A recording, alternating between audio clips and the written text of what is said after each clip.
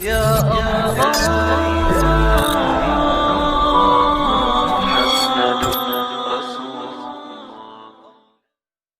Listen to what the Prophet ﷺ has to say about this. Rasulullah ﷺ said, if someone is occupied in reciting Al-Quran Al-Kareem, if the recitation of Quran Al-Kareem, man shaghalahu, whoever is mashghul, whoever is occupied in the recitation of Al-Quran Al-Kareem, whereby he is deprived of making dua, because of reciting Al-Quran Al-Kareem, he cannot supplicate, he cannot make dua. Rasulullah sallallahu alayhi wa sallam said that Allah says, I will give him more than the one who makes dua.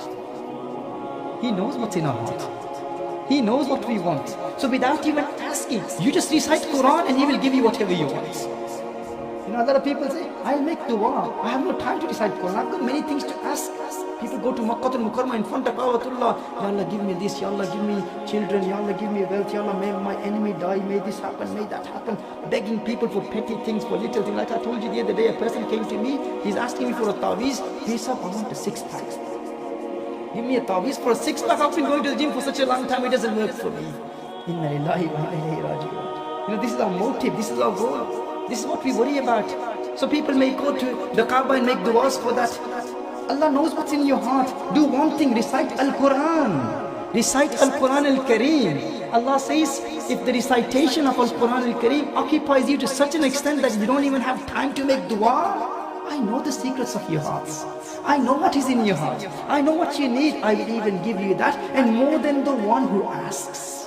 This is the barakah of Al-Quran Al-Kareem.